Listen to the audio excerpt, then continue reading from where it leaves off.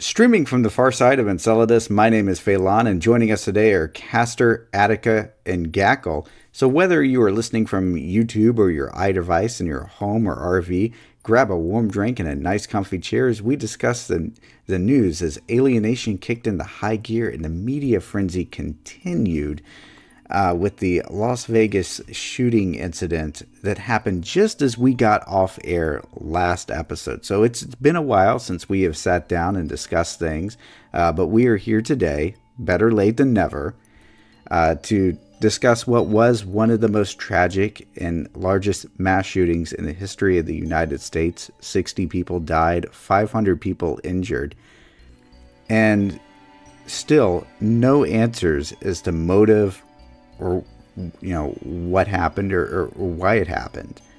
The most plausible motive I've heard is first off, this guy was described as a high stakes gambler, but also there's another aspect where investigation might have revealed that this guy might be a gun runner. He was working with the black market in weapons, and maybe something happened where, say, either he lost a bunch of money from gambling, or maybe something like he owed someone a lot of money, or maybe a client fell through with something or selling off all these weapons. So maybe he was in a kind of a situation where he just thought, fuck it, I'm gonna die anyway, might as well take people with me, and just fired on the crowd. That kind of thing can't happen. Like, there are people who fantasize about the idea, if I'm gonna go, I'm gonna take someone with me, and they just have been detached from reality in this aspect, in such a way where they lose any value of other people's lives, or they lose a sense of morality, or they never had one to begin with. And that could go into some aspects of severe mental illness, or sociopathy, or something related to that. I actually did not get the feeling that this was a mental illness kind of thing, because this is something that he was planning for a long time. And I know people like to go into that for mass shootings and stuff like this, but this is an incident that was very well planned. This is something that was done with a sane mind, but just a mind that was corrupt in other ways. So this is not somebody that had problems thinking or whatever. This is something that he was very it was premeditated. Yeah, it was premeditated over years, because there's no way that this could have been done, with a few days planning or whatever. Yeah, it's the thing that people will say it's mental illness, but that's basically a cop-out, so that they have to pretend they care, but not actually do anything about it, and just keep the status quo, and not let anything change or improve. They always say it's mental illness when it's a white guy, right? But if it's anyone whose skin tone is a little bit darker on the palate, then obviously it's not mental illness. They're terrorists or something in that aspect. I don't want to get conspiratorial, because it's not like, oh, the news is keeping something from us, other than what the police wouldn't let the news know, because they're still doing an investigation, yada yada, stuff you would expect. But I feel like the news just couldn't put together a narrative on this. This guy probably did not have a box he could be put in. He wasn't brown, so he couldn't be put in the terrorist. He was rich, so he couldn't. Well, he wasn't rich, but he had a nice house, right? He had a nice house in a gated neighborhood that was far away from any bad poor people. So they couldn't do the mental illness thing because he had too much money. So they didn't know what box to put him in, so they just sort of dropped it. Well, here's the thing, the news is not going to be helpful in this situation, because, of course, they've stopped investigating journalism altogether. This person is very interesting, this whole entire case. One, most mass shooters tend to be younger. He was an older guy. Funny enough, he was a good guy with a gun. Sure, he stockpiled a bunch of guns, and that didn't bring off, any red lights. He was a good guy with a gun. This person was a gun enthusiast, and, yeah, okay, he definitely, he gained a lot of wealth just from gambling. This is a person, he lived a very vapid life, in my opinion. He was looking for a rush, he was looking for an edge. Basically, his career was professional gambling. He was one of those people that casinos paid him money and basically gave him free rooms and stuff like that to play the slots and stuff like that. And, if something did happen, they just cut their losses anyway, because it attracts other tourists to their business. But I think the most telling thing about this entire thing is just how not necessarily the media handled it, because the media handled it in the most predictable way. They were going to go for the gun control angle of it. They went for the bump stock angle because that was the most unique thing that they could find feature of the gun. And so they just went all over that. And they ignored the fact that this particular device that's attached to the gun, if you could even call it a device, it doesn't have any real mechanical function in and of itself. It's just the stock, which is the back end of the gun, is adjusted in such a manner that when the gun hits the back of the stock, it cocks back, basically causing you to, rapidly depress the trigger, creating the automatic effect without it being an automatic weapon. That's pretty much all it is. And a bump stock could be manufactured for probably around $20 here with a 3D printer, probably even less. And so it's not that hard of a thing to create. And I think that's what the media is missing here. So banning bump stocks really would not have prevented this. He probably would have found another way to carry this out. And the guy did have explosives. So even if you banned guns entirely, he would have just used explosives. He was already ready to do that. So there's another thing that's being missed in that whole conversation is that, okay, so this was an old, middle-aged white guy, the go-to market for the NRA, who killed 50 and wounded 500 country concert goers. Also a major market for the NRA. Something had to be done that was some sort of overt gesture to say, okay, we need to do something to ban something about guns to make it look like we cared because, these were our own people and we can't look like we totally don't care that they were all slaughtered. So we're going to get rid of something that's completely menial, ineffective, and has no point or purpose and doesn't actually stop anything, but we can say that we did something about it. And I think that's why this was zeroed in on. It's something that can be gotten rid of with a ban that doesn't actually impact the lives of the NRA's market, gun people's market, but yet it can still be paraded around as having been done something. And meanwhile, the root causes that are creating a lot of these mass shootings, which I think this is just a side effect of this whole alienation thing that we talked about earlier, that this is a sickness within our own culture that is spreading. And much like fascism has spread, you're seeing more and more of these mass shootings as well. And even though they're separate manifestations, they're manifestations from a root problem with society, that people just feel like they have these meaningless lives. And if you look at what he did, like you said, like he lived a vapid lifestyle, that makes sense. He was looking for a thrill. He's looking for something that would give him meaning or maybe give him immortality in some fashion. And that's what I think that he was probably looking for.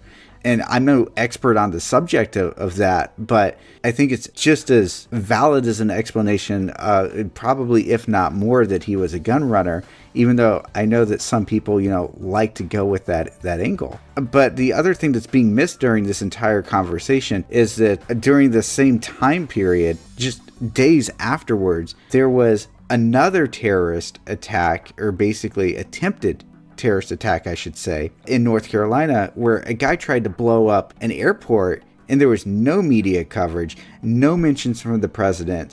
And the guy actually stated that he wanted to start a civil war and he was just this white nationalist dude. Had this guy had been a couple shades darker, just like Gakell had mentioned, he'd have been all over the news. You wouldn't be able to flip a channel without seeing the guy's face. But because of his skin tone, we don't see anything of this story. The only story that I ever saw was from The Intercept. Yeah, the only thing I saw was from Jimmy Dore, and maybe one or two things here and there. Yeah, well, Jimmy Dore covered it from The Intercept. He was actually reading from The Intercept article. Oh, okay. The one thing that I actually found very interesting about this, in addition to the coverage with the Las Vegas shooting, though, is the right-wing coverage there and the conspiracy angles that they took, because they really couldn't pin down what narrative they wanted. Alex Jones just way off the mark with this here. So the first thing that happened is he tried to claim that Antifa was involved, and the Black Panthers, etc., and it was all part of this communist revolution that's supposed to be happening on November 4th. But it turns out, his source was some guy that was claiming to be a U.S. Marshal. His name was Jordan Peltz. He dressed up in this shirt that had like a U.S. Marshal badge plastered on it, but it wasn't like an actual badge. It was just a stamp. But it turns out the guy's really just a bounty hunter. And I thought the whole thing was actually kind of comical when that came out, that was his source. They just will not let up with this whole November 4th thing either. And I will tell you, I've not heard hide nor hair of it from any leftist circles about anything other than some peaceful protests that are happening on that day. So it is kind of just amazing how they're just trying to connect things together. Yeah, the right needs boogeymans. It's really funny. Yeah, like all I've heard from the left is like a date, and that's it. Like nothing else. They're ascribing basically anything under the sun on this. Deep state Democrats planning to overthrow Trump. Like, just Jesus, calm down. I've got something planned for the 7th, but like it's not a revolution. So More like the only thing leftists are going to be doing in November is just getting drunk off their face and falling flat on the floor. That's going to be the revolution. This is the 100 years celebration. Like honestly, the thing that's happening on the 4th is just some like liberal / centrist rally being against fascism. Basically, they're trying to spin the narrative to try and shift it towards being, oh, it's leftists trying to revolt, they're un-American or some bullshit like that. And it's really out there. And honestly, it's another thing that's funny is they think that the Democrats want to bring forth some kind of revolution to get Trump out of there, where honestly, like, a huge portion of those Democrats are actually fine with it. It fits in with their neoliberal agenda, basically. I mean, a lot of Democrats are perfectly fine with Trump. In fact, I mean, if anything, no one needs to They're fine with him now. Like, they're fine with him because the first few weeks, everyone was freaking out. But then when he was like lashed down and all of his like neo-Nazi people were purged, and he just sort of became like a really lewd, disgusting, gross neocon that no one can stand to look at or listen to. Then all of a sudden, all the Democrats are just fine with him. Yeah, the corporate Democrats are really fine with him because he's going to make them rich. Well, this is the thing. He's just a typical conservative. They don't personally care. The only thing that the only reason why the GOP is actually concerned with Trump is because he's a loudmouth. Besides that, they're perfectly fine with him. Look, Ted Cruz makes them all look bad. He makes them all look bad. No one can control what comes out of his stupid fucking mouth. Exactly. So no one wants to get in the same room with him. Hey, he can say a lot in 140 characters. Now they're giving him double. I can't wait to see what world war we're going to get into because of that. World War 280 characters. But yeah, like definitely, they personally they're perfectly fine with tax cuts for the rich. That's something that they're comfortable with. But yeah, like this whole idea that we need to do something to get Trump out of the White House. He's doing everything in his own power to get out. No, there's no deep state Democrat revolution plan on November 4th. Chill out, Alex Jones and the rest of the conspiracy right. Imagine my shock. Leftists. In the meantime, though, I mean, we may get some light on a very old conspiracy, because as long as Trump doesn't ruin it for everybody, supposedly the extension on the JFK files is going to be automatically lifted on the 26th. So we are just days away from finding out what's in those secret papers, which my guess, it's honestly just going to be much ado about nothing. I don't really see that there's going to be any smoking gun in those papers. Yeah, I doubt there's anything in there that we don't know about already, to be honest. But yeah, no, I do find it very interesting timing, politically, because I remember the other day we were talking about like how like it kind of coincidentally with the whole thing with Ted Cruz, going at Trump. Yeah, I mean, like there's also the whole thing with like Ted Cruz apparently joking about like, the meme that he is the Zodiac killer. Oh, that was really funny. Yeah, and also Trump accused his father's being in collusion with the assassin that killed John F. Kennedy. Yeah, but really just in the meantime, it's just been a whole big distraction from, the things that do matter.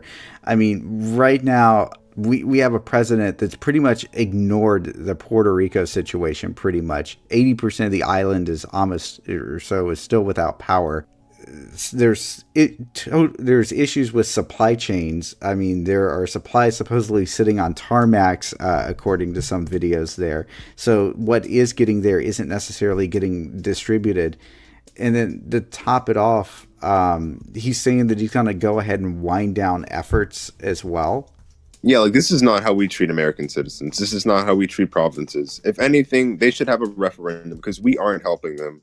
They are American citizens and we should treat them as such, not neglect them, not go down there and toss out towels at the free throw line. Right. I thought that was actually very, very demeaning of the president to do that. That genuinely was. Like, he treated it like how he treats his rallies. And that's definitely not what people need right now. They need help.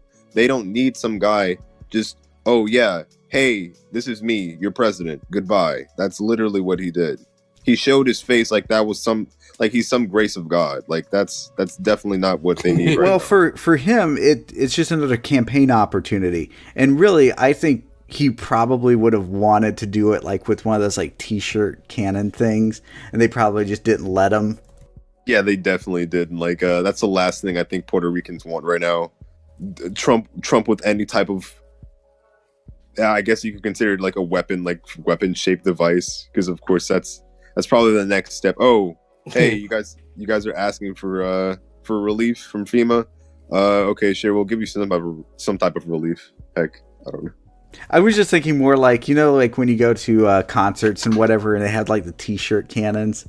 I bet Trump was probably sitting in his office, and like Sarah Huckabee Sanders was sitting there, and he's like bouncing off ideas, and he's like, what if I t-shirt cannoned?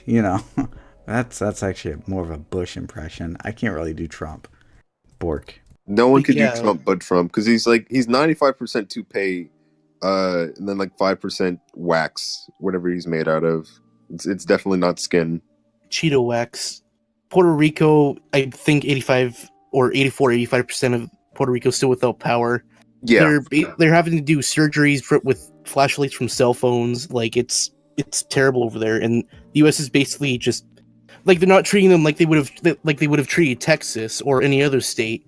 The government doesn't see Puerto Rico or the people of Puerto Rico as U.S. citizens, even though they actually are. I think they can't vote. They have no freedoms. The cost of living is high there because of that bullshit tax thing that they had. Yeah, it's very clear that Puerto Rico is not being treated as they would American citizens.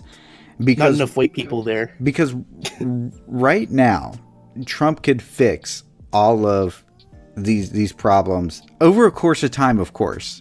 I'm not saying it would be instantaneous. Yeah, there's still a big disaster there, obviously. But he could really expedite the response there. Like, it didn't have to go down like this. And then for him to basically say that, he's not going to wipe out the debt because of the hurricane, I think that was BS too. Like, he could have, with a stroke of a pen, said, no, we're going to unconditionally, work to fix these issues as fast as we can provide solutions, and don't worry about the debt. We're just going to write it off. Fuck the bondholders, because that's what they should have done. Yeah, definitely. I mean, like, to flat out say I'm not going to help Puerto Rico. Either like they're now, they either deserve autonomy or they deserve to become a state at this point. Because I mean, we definitely aren't treating them like they're American. So either or, we got to change our act or just let them go. My general opinion on that is the United States should not hold territories like that. They should either be a full state or they should be independent of the United States. It is bullshit for the United States to have people that are called Americans that are not, they don't have the same rights as Americans. Exactly. Like, my thing is, I don't think they're allowed to get foreign aid because they still are technically a province. Like, well, they are a province. Since we aren't really giving them food, water, or like anything like that, they're stuck. They're just stuck in the dead water. Puerto Rico's basically treated like a cash cow that they can just pull money from, and that's all they've done. They give it no support. They've underfunded it so that their infrastructure went to shit. Their infrastructure is basically at the technological level of like, well, I want to say 1940s, 1950s America. Even so, there's not a lot of infrastructure out there that can withstand a direct blow from a Category 4 hurricane. They did have underground lines that just totally were destroyed as well, even though they were supposedly safe. Yeah, I mean, they're uprooted. 100 mile per hour one will do that. Yeah, this was not a normal hurricane. This is a hurricane that if it would have hit Florida at a Category 2 or Category 4 strength like that, there's a good chance that very similar devastation would have happened in Florida. Maybe we should bring up climate change again, because, I mean, of course, this is going to be the new norm. Well, I mean, we probably will just have to move inland, because, I mean, the coast is just going to be destroyed. Well, here's what they're going to do. They're going to keep pretending that everything's okay, and then they're going to start putting up barriers to try and keep the water build a wall for the hurricanes. No. Well, yeah, they're literally going to have to do that. They're going to have to build like surge protector walls and walls to literally keep like the cities from flooding.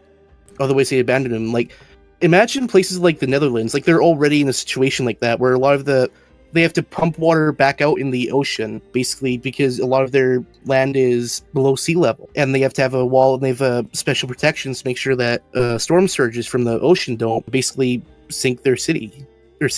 It's going to get much worse for them, and it's going to be like that for several coastal cities, especially near the equator.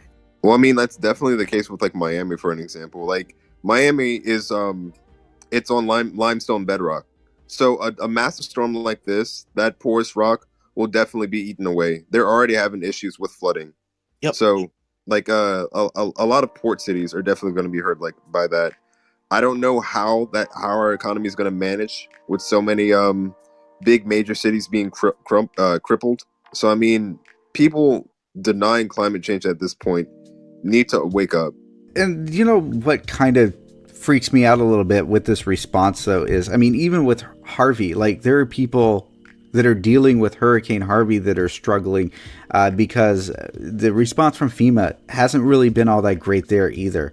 So that kind of has me worried, because I live in an area where a mega disaster is likely within my lifetime. And if it were to happen under this president, I don't think it'd be very pretty. I don't feel like we would get the kind of response necessary to restore civilization and order to my state if we had that kind of disaster. And of course, it's the Cascadian fault line, and that can go off any that's supposedly overdue. And if that were to happen, like the entire Northwest were to just go like that, I don't think that the Trump administration would be prepared.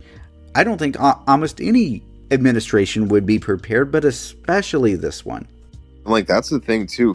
Like, one of the reasons why FEMA hasn't been able to do what it has to do is because it's low on relief money. Just the idea that we could just continue on like this, ignoring the signs of a changing climate, I think it's kind of ridiculous. But yeah, I feel like Trump is not equipped to handle natural disasters. He failed miserably with this. Right, and then to top it off, there's going to be supposedly massive tax cuts with the new tax cut plan and everything. This has already been tried. This is tried and failed. The Trump's tax cut is basically what Kansas did. Yeah. And I remember what happened in Kansas during 2012, when the tax cuts were introduced, with Sam Brownback, because I have relatives in Kansas. That state... It was outperformed by every other state around it. Yeah, it was outperformed by every other state around it. And things got so bad that they actually cut the school gear because they ran out of money for education. But hey, trickle-down economics. You help out the 1%, they're going to give out, apparently. Yeah, and the 1% were pretty much the only people that benefited. And then I even question that much because apparently businesses left the state, actually. At first, they started pouring in, but at some point, they just started leaving because they couldn't make the money because they weren't paying people and everything. And so if you're not making any more money, then you're not spending more money. And so that becomes a problem because, part of the economy is based off of the velocity of money. If a lot of people don't understand this. Like, capitalist economies only thrive because of money being exchanged. And once the money exchange part stops, economies start to grind to a halt in capitalist societies. Exactly. It's like this meme that have you seen the dog meme where it's like you have the ball and it's like no take, only throw. You know that? Yeah. Right. So like I saw one where it's like the dog has a little capitalist top hat and it's like no wage, only spend. Yeah, and that's pretty much where we're at. But to take it back to the taxes part, basically what happened in Kansas is that the state wasn't able to take in enough revenue to do things like take care of basic stuff like the roads, like education, just very basic services, and the entire state almost collapsed. This is something the GOP, or just like Republicans in general, don't understand. Taxes aren't inherently bad. It does fix roads. It doesn't matter if everyone's taxed because it's going in somewhere productive for society. If you want just money to shrink, we'll just go to the 1%, give them more money. Then evidently you don't care about the average American, in my opinion, at least. Like they're basically bought by Wall Street, and the thing is, it's not only Republicans, it's Democrats too. Oh, definitely. And the thing is that they're acting in the interests of the people that give them money, and basically through lobbying or through bribes. And I really hate the whole like Wall Street thing because it's more than just Wall Street, but right. It takes the argument and pins it on a select group of shadowy, nameless suits in one place in New York. And it's not even that. It's like, I quit a job because I was like the desk guy at the CenturyLink tower. And one day walking around the tower, I found literally CenturyLink has an office for a guy called the office of the CenturyLink legislative director. Like, it's that blatant that company has a guy whose sole job it is to buy the government. So like it's happening down your street. It's not a bunch of shadowy people in one street in New York trading stocks. Oh yeah, it's everywhere. And it's not only America. Like this is very common, and we're entering a stage in the world where they pull the strings. It's literally like, even like, say you look at Canada, look at Alberta, the entirety of the oil industry here is more powerful than the government. They pull all the strings. They own this shit. It's not very good for the people. And of course, like you'll have in the U.S. it's mainly Republicans or just conservatives in general. They're bought into the idea of taxes are bad because that's what the corporations want. They want less taxes so they can increase their profit motive, so they can keep up their ideology of growth for the sake of growth. Well, they spread this lie to the common people that one day it too shall be yours. One day you get to wear the boot that stamps everybody's face in. Yeah, that I used to be under the belief, like when I had friends who were like had like nice big homes up in the hills, like they would go on European vacations and they'd get to take college trips to like England and stuff. And I was thinking, okay, so, all I have to do is like work till I'm like 30 and then I'll get to do that, right? And I used to actually be under that assumption. And then the election just totally broke all of that for me. Like it just took a hammer to that, what was already an incredibly thin veil of indoctrination, and just smashed it, because there was no way I could look at what was happening and still believe that lie, that all I have to do is wait and work a little harder and then I'll get the thing that all my friends also got, because I grew up poor in a very wealthy area. You just gotta stop being poor. That's simple, right? Oh yeah, exactly. Just want more money. How does the work harder argument even like sit a person down and just show them, so I'm supposed to work harder when I'm at a fixed rate, a fixed wage, a fixed amount of money an hour for a fixed amount of hours. No matter how hard I work in that hour, that wage is just that hour. And I only have this amount of hours, 40 hours at this wage. There's no thing such as work harder, because it's the math is already done out before you even get hired and walk in the door. And I don't understand how that is not just the easiest concept to break for people, how there are still people who think just work harder. Yeah, and that's the truth. Like, people don't understand, it's really impossible to accumulate wealth. It's really funny to have people who do inherit wealth to tell other people you just have to get rich. Like, the American dream is obviously dead for the majority of Americans.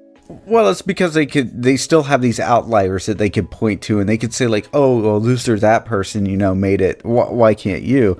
But they don't understand that doesn't happen for everybody, and it is a numbers game.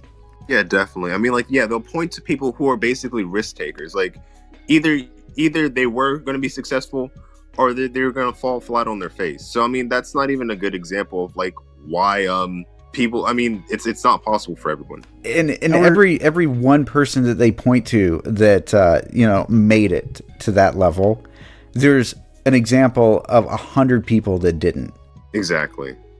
Our capitalist system is basically equivalent to like life being a gamble. Like, either you get super lucky, you're one of the lucky ones, or you're like one of the masses that basically get shoved down and you don't really get to advance in life and you're just stuck there. You don't get what you need and you're screwed. There's so many. This has been happening for ages now. The whole system itself is unsustainable. Someday, like, if we keep going as we are and keep getting worse under capitalism and just like corporations keep taking over, things are going to go belly up here in a few decades, if not That's sooner. the easiest thing for me. Like, I'm really reading now. Like, I'm really reading communist books. I'm really reading theory. I'm reading Lenin. I'm reading people who came before them. I'm reading obscure people that like only people like Sylvia would know, right? Admittedly, I'm finding the problems in it. Like, I'm leaning against the idea of a vanguard party that lasts forever, because it stifles any kind of change and stagnates the political thought. But regardless of all of the mistakes that were made under those socialist countries, it doesn't kind of matter, because most of our current country is going to be underwater in 30 years. Conditions are different, though, than those other countries, because when we look at like the Soviet Union and Maoist China, they pretty much went from feudalist or near feudalist societies directly into communism. They weren't nations that had experience with any substance of a democracy, really, in any large capacity. And there was absolutely no industry to seize. You had to create this entire ad hoc ideology that you paste over socialism and Marxism to explain, okay, what do we do when we've had this revolution, but we don't have any actual production to seize? Well, we have to make that production. Well, how do we do that? Well, since there's no production, there's nothing for the workers to organize around. And so because there's nothing for the workers to organize around, there's no real way for there to be a workers' democracy. So we have to put all that in the hands of a state for the time being, so that they can build all of that production, all of that industry, before it can actually go to the workers. But it never got that far, because either people revisioned or the United States ran coups. One of the biggest criticisms against the criticism that I have in regards to people that seem to misunderstand Soviet history and stuff like that is the fact that they didn't have democracy beforehand, and they didn't have industry. And because they didn't have the two prerequisites to even transition into communism to begin with, they were already 1 foot in the quicksand after the revolution began anyway. So the fact that they were even able to get as far as they even did was very impressive. But yeah, Russia was, like, before the Bolshevik Revolution, was very much an agrarian state, and like the fact that they became an industrial state as fast as they did is amazing. Like, even with outside influence, like several countries like the UK and I believe the US banning the use of what they called Soviet gold, so like preventing newly formed Soviet Russia from trading with gold for machinery or stuff to import, so they could industrialize, because immediately they were a threat to the capitalist system that was already in place. It really all hinged on Germany. Like had Luxembourg won, we wouldn't even be sitting here talking about this right now. Yeah. That would have been it for capital. It would have died. It would have, in a decade, it would have just been gone. Well, Not I died, think but it would have been a bit more stable. Yeah. we are getting a second chance here, I think, here, because, we got the events in Kurdistan here. We have the events in Catalonia. I mean, Rojava just liberated the ISIL capital of Raqqa. But again, you have the same situation where you've got what was really, what's not an industrialized part of the world. I mean, Syria purposefully didn't let North Syria industrialize because it was Kurdish. And the same thing with northern Iraq. So you've got the same dilemma again, where, okay, now they have to institute a state to build production and industry. But other than that, everywhere else where you're hearing these murmurs, back in Russia, back in China, there really is no undeveloped part of the world anymore. I mean, yes, you've got large parts of Africa. Even everywhere on the African coast is industrialized, even if they might have like 40-year-old technology. It's still industrial. It's mostly the rural land that's undeveloped, but you could go into a rural area of any country, and it would seem much less developed compared to other sections of the country. But yeah, no, I definitely did want to go back to this, to the whole thing with Rojava liberating the ISIL capital of Raqqa. I thought that was pretty amazing to see that go down. Although the news did not mention that it was Rojava. They just said it was the Syrian Democratic Forces, and you would never know. They don't even say that. Most of the time, they just say U.S. backed. Like, we're taking all the credit for it. Right, it was just U.S. backed, and they didn't really mention the group much, or if they did, it was always the Syrian Democratic Forces. They never explained who they were or what, and I wonder why. And so, like, I already saw the first ruminations of, like, the inevitable turn against Rojava, right? Already, so like, the first thing does is Putin opens his mouth and says, like, you evil United States, you wiped Aleppo off the map. And it was weird because suddenly the United States was put in the position to do whataboutism, because then we're like, well, what about what you did to Aleppo? And it was weird to see Russia caught in its own whataboutism. In that article, I already saw like the criticisms of what's going to be used to talk about the evil Rojavan communists and all the innocent people they killed and taking the city. And it's already, I can already see it starting. No, it is definitely starting. In fact, in Iraq, the Iraqis, the central government forces there, took the Kurdish city of Kirkuk. And they didn't take it like it wasn't a violent battle or anything. That's what makes this interesting.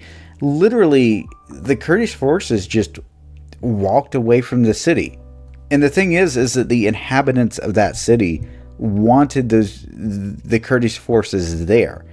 As they were leaving and basically moving out towards Erbil, which is the Kurdish capital in Iraq, they were getting booed in the street and stuff like that for leaving and evacuating.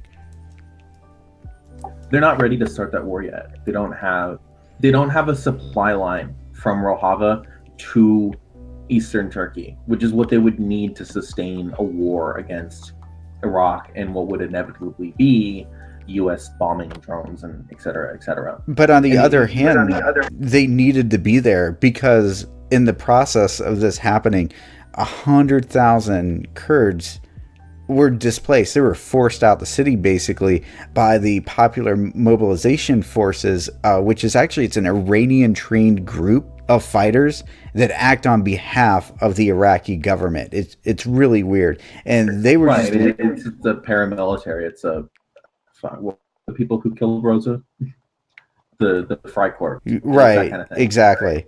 For when the Iraqi government wants to claim reasonable deniability. Yeah, so they send these guys in and they do all the looting and stuff. But so had they stayed, that war would have started. Had they stayed, that would have been a shooting match, and the Kurds likely would have lost, and then the war for northern Iraq would have started before the Kurds were ready. And the Kurds need to establish a supply line between eastern Turkey and Rojava before they can even take that on.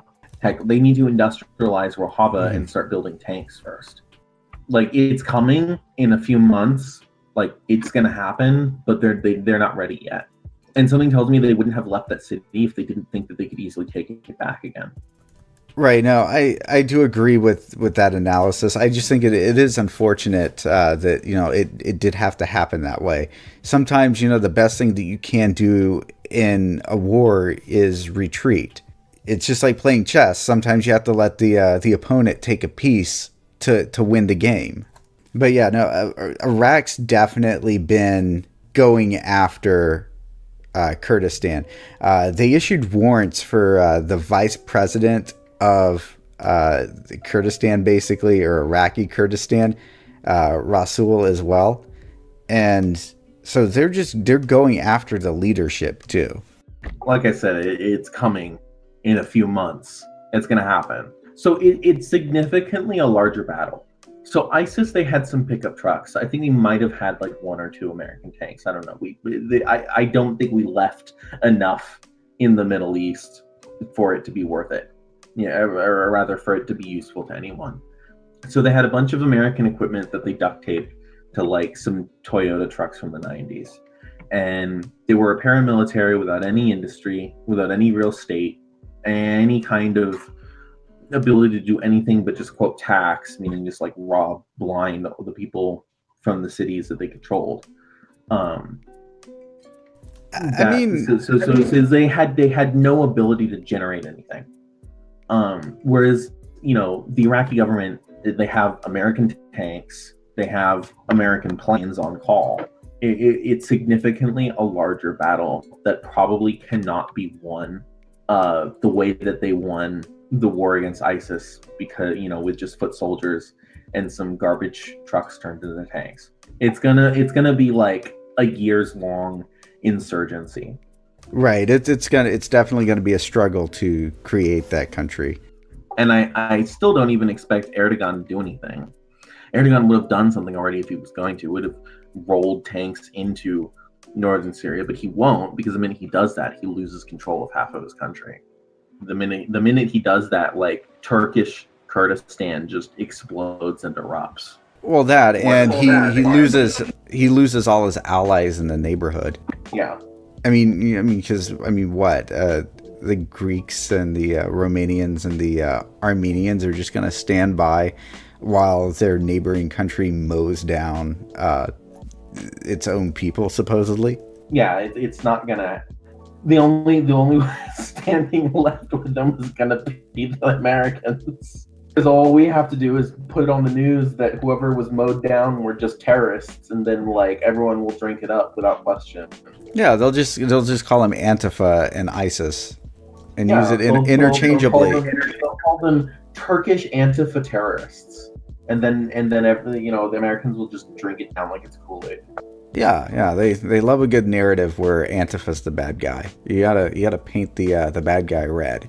They'll probably wear black too, so it'll be like street clothes, right? It'll be like people with Molotovs and old AK-47s.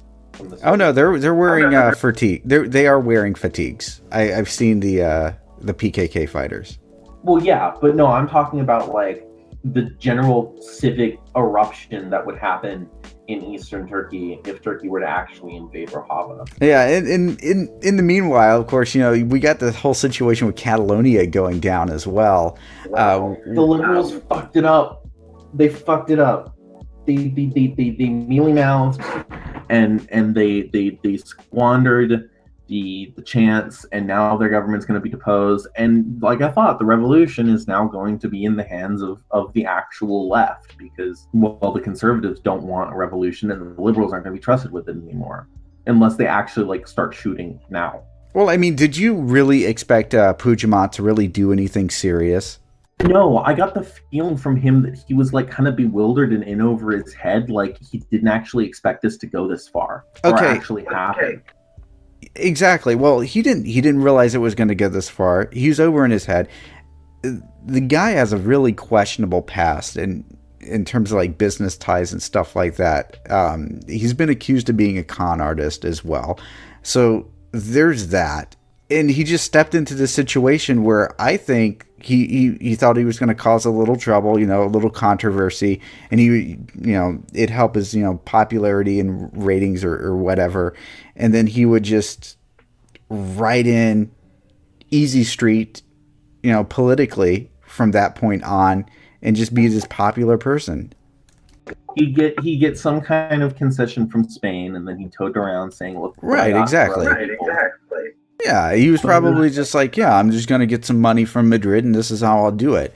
I mean, that's how a lot of those politicians think, especially the Connie types. It's beyond him now. Like, it's in the blood of the Catalonian people. He's either eviscerated by Spain if he goes through with it, or he's eviscerated by his own people who feel betrayed. Because he got them out in streets. He got them like shutting down cities and pulling tractors in to barricade their cities from Spanish police. Right, and now he doesn't know what to do. And right immediately after the referendum was made, like, he didn't know what to do. Like, so I don't even know if he even expected the referendum to go as well or even win. It's really like the revolution is now in the hands of the left because the liberals are going to abandon it. They're going to jump ship. They're going to take their money and they're going to jump ship. But yeah, no, he's definitely in over his head. He doesn't know what to do. Businesses in Catalonia, the big ones, definitely, they have threatened to pull their money out and move to Madrid. So yeah, you're right. The revolution kind of is in the hands of the left. If it's to happen at all. I mean, the left might not even be salvageable by the left anymore.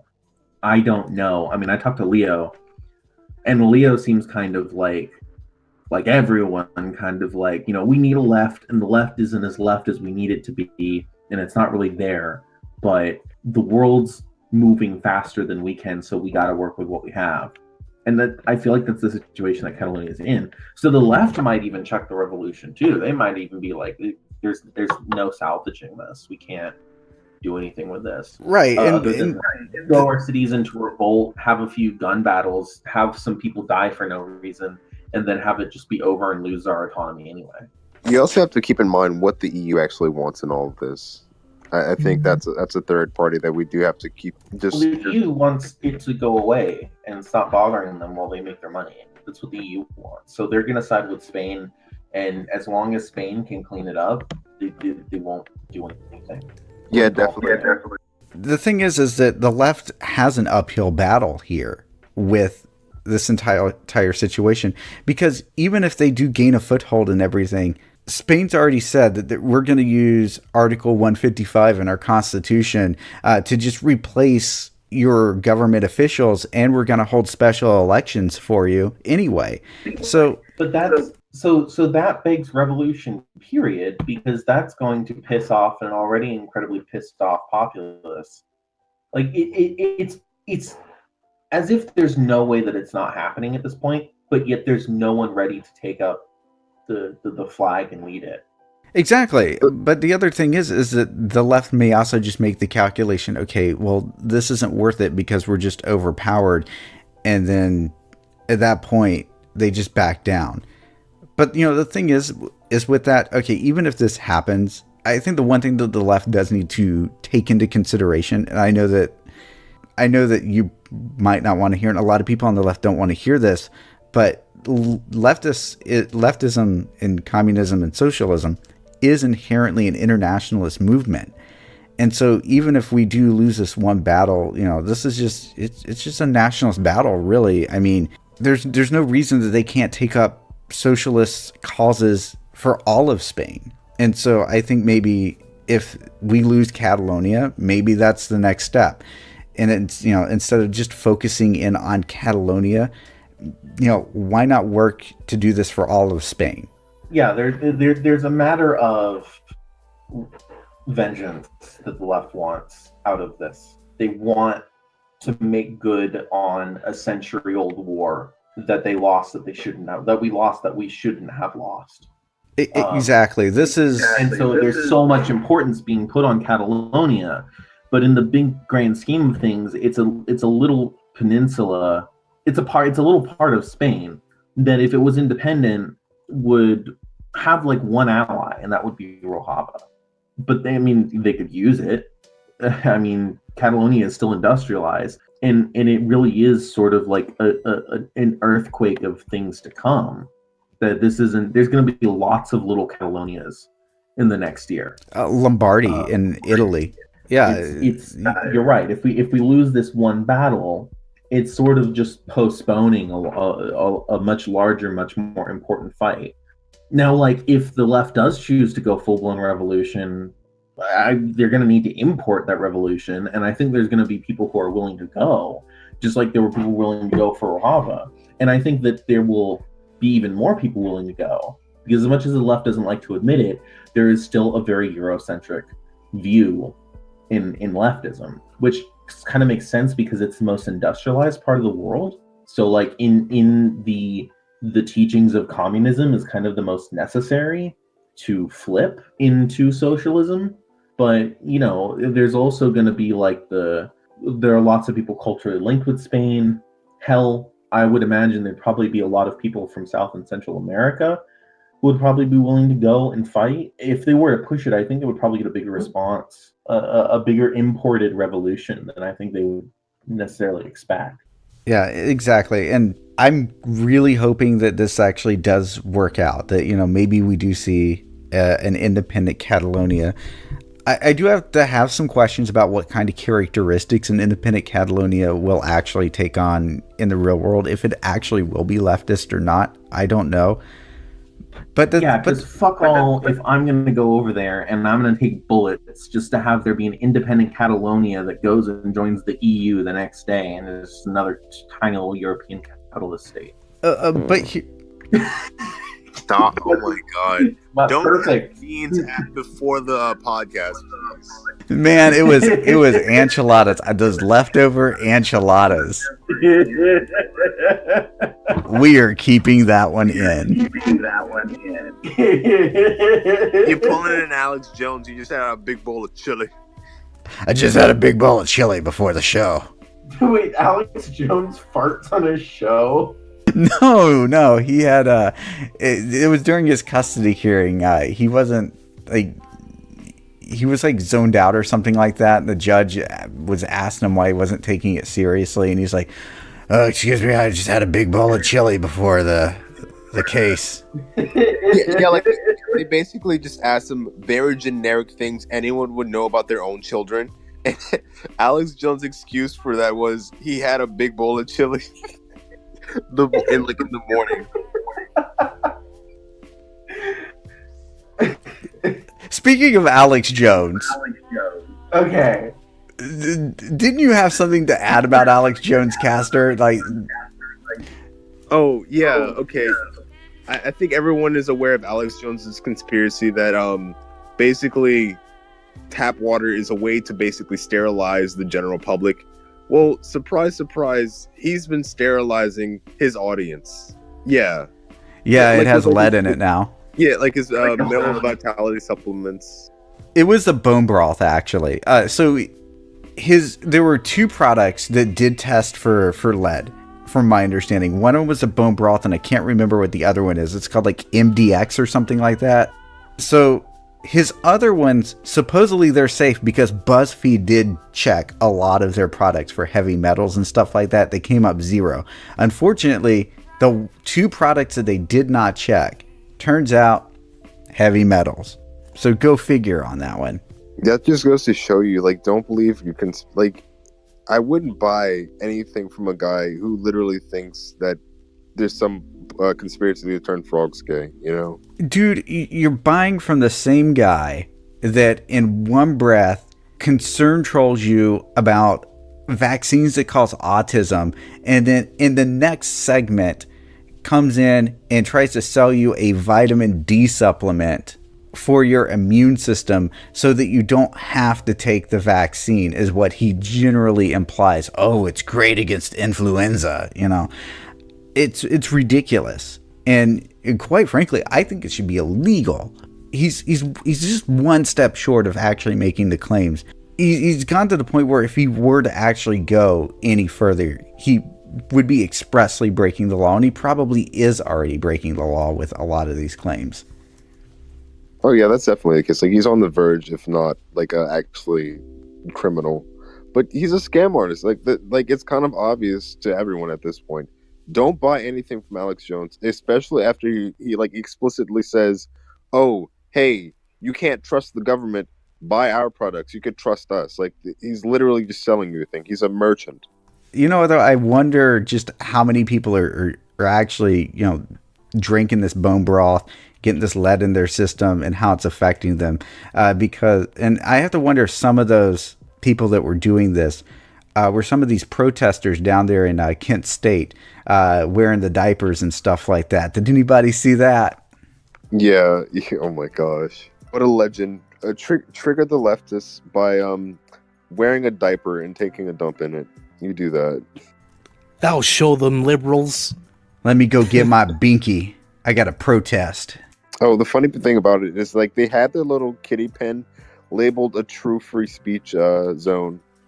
So it's like either they're just so unaware of like, okay, how they're the ones who are easily offended by everything, or they just don't understand satire.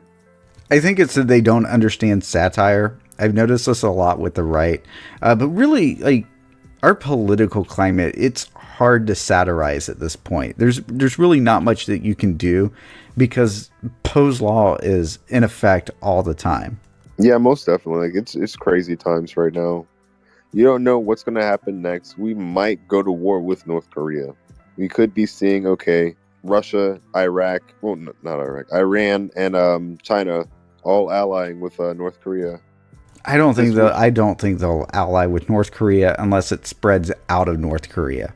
I think China's kind of over North Korea at this point, from what I can tell. I think they definitely would want to just keep that ally. Because, I mean, if not, then they'd be completely surrounded. Well, they would want to take it over that particular case. So they... Oh, yeah, they definitely try to occupy. Because, I mean, first thing we're going to do is definitely get rid of the regime in North Korea. They'd either protect Kim Jong-un or basically just liquidate the government and just make it part of China. And the interesting thing is like the South Koreans don't even want a war for the most part. Like this isn't like the 80s where like they believe like North Koreans had like demon horns coming out their head, which was popular propaganda back, a long time ago. Like, yeah, definitely. Another thing with North Korea is that if the U.S. went in and basically just dismantled everything, China would really be very not okay with it if there's a war there, because it would create a massive refugee crisis, one to the scale that we haven't felt in recent history. Like might be even worse than Syria. I'm not even sure though, and China really does not want to deal with that. And if the U.S. goes in on North Korea, China's going to be not very happy about that because they have to deal with that problem.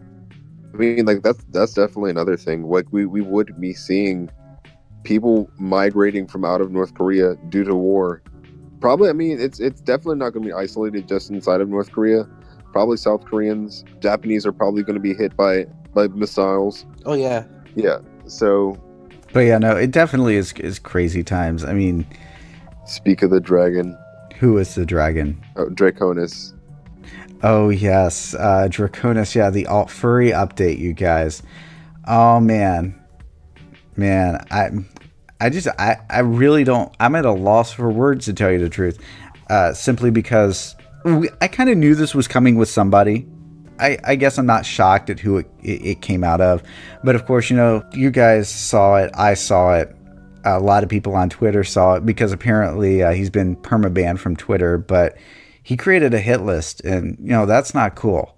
I didn't know anybody on the hit list personally, except for one person, and it was the owner of Midwest Fur Fest, which I don't know. So I'm not gonna say we're buddies or anything like that. But like when I saw the name and I was like at Midwest Fur Fest, I was like, oh no.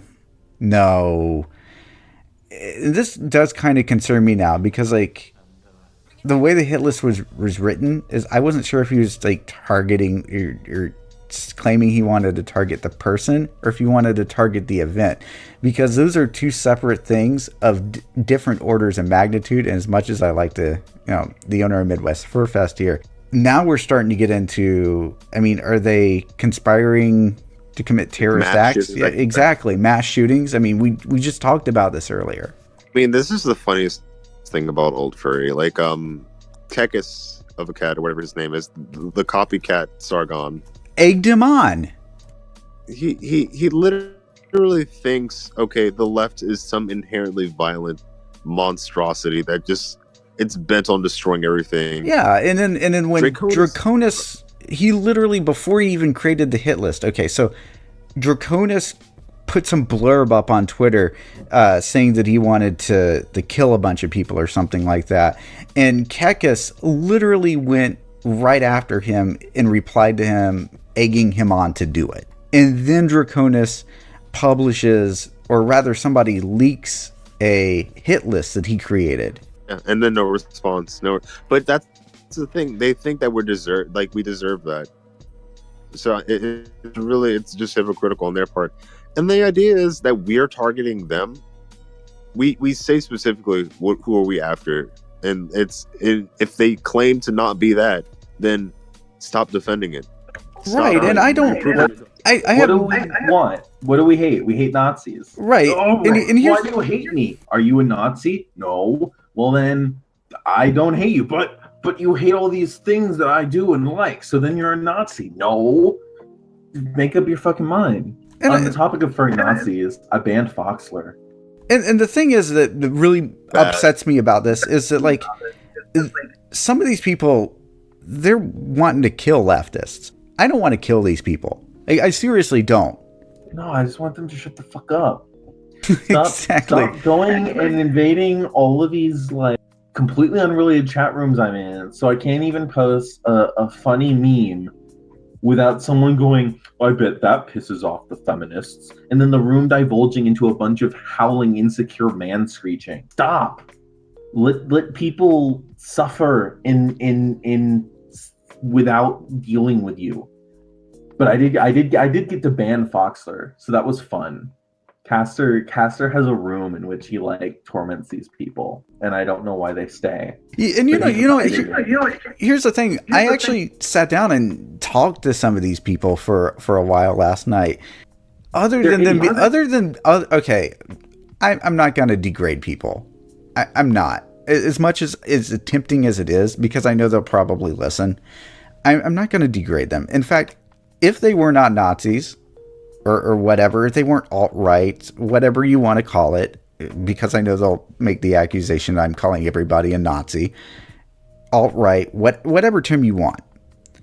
If they weren't that, I would be totally cool with them. As a person, not politically, they seem all right, other than a few questionable character flaws, obviously.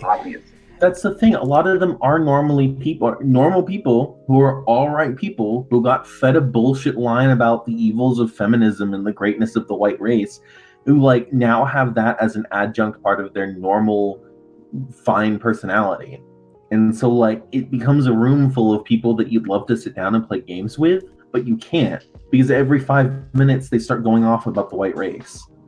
Right, and then of course you have the people, and I don't know at what stage this happens in, but then you actually do get into, like, the degenerates, like people like Foxler or whatever, that are extremely creepy And wholesale believers of the ideology, not just in it because it's the fashionable thing to do this year, but, like, actually seriously push this shit.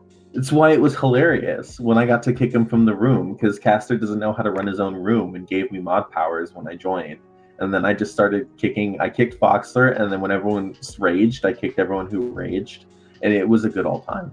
But my thing is about this whole entire thing is really, like, if these people just stopped harassing them, or stopped harassing people, and just didn't make a big deal out of it, whatever, I wouldn't even really freaking care if they pranced around in Nazi costumes and whatnot within their own spaces, of course. Yeah, no one cares about the boobs in your video games, dude. You care about the you care about other people caring about the boobs in your video games than anyone actually cares about the boobs in your video games, right? No one really gives a shit. Right, exactly. Right. You're far less important than you actually think you are. What they want to do in their own spaces and on their own time, I'm perfectly cool with, even though I do disagree with it. And I know that makes me sound like a liberal, but let me get to where I'm going with this. I have a problem with them invading the common space in doing this and invading our areas and whatnot in doing this, the leftist areas as well, especially that. It's not enough anymore to like have your club of insecure man children who want to dress up and have sex in Nazi uniforms. Now you need to go invade everyone else's space and turn everyone else into insecure man children who are only allowed to have sex if they have sex in Nazi costumes. Exactly. And the thing is like the reason that they're banned from the common space is because they broke decorum in the first place. If they hadn't have broken decorum, if they hadn't have went out and attacked LGBT people and made vague threats at a convention a year ago, none of this would have ever have happened, and everybody would have been, yeah, that's just the weird dude that dresses up with the Nazi regalia.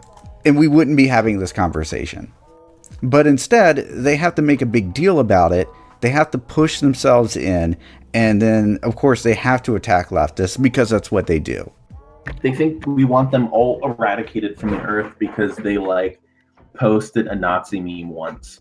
And it's no, we're angry about the actual real provable physical damage that you've done to people's lives and the projects that they run and the conventions that they run.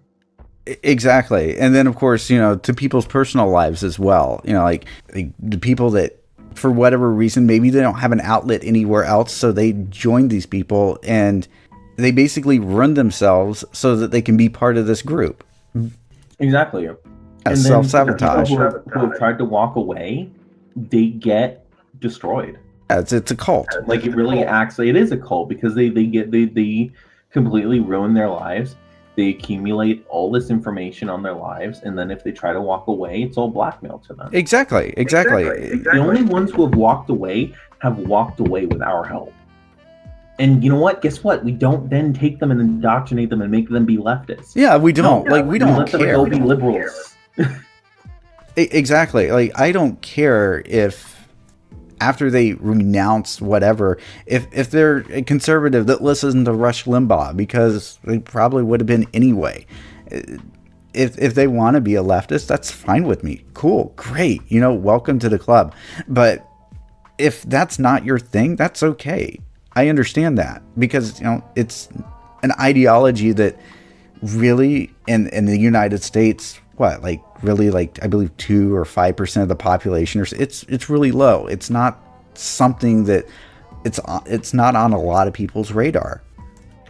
It's not allowed to be. Like it's 5% or whatever, because of the 5% who are brave enough to risk having it in their lives. For most people, they would probably be leftists if it wasn't a life-ruining thing. Exactly. Your family and your life. Exactly. And a lot of people, I know that like if I speak to them in private or whatever, they're like, yeah, no, I have these thoughts or whatever, but I would never be able to express them, or I feel that there's just no way to express them. That 5% of leftists in the United States needs to those are official, yeah. Yeah, we need to punch through the floor enough to create enough leverage for the mass of people who have these thoughts to actually express them, and then at that point, it's an actual movement. There's so much basically suppression because of because America in itself has been built up almost by force to be socially conservative or socially neoliberal, and it's basically stifling any progress for people to actually voice what they think and actually have influence in their communities, or be able to actually function in a democratic system, because they're not really allowed to you know what I mean, basically they're not allowed to have their views basically acknowledged. We're only allowed to be capitalists. Yeah, basically. There's no other way. Nope. It's forever, and It is the end of history. well, yeah. But those monarchists and all the age of when we thought kings would go on till the end of time. Yeah, no, that was a mistake. That obviously back then that they were wrong. We're right this time. Well, Jesus will eventually come, and that'll be it at that point. And with that, folks, I'll leave you with this joke, and until next time, good night and good luck.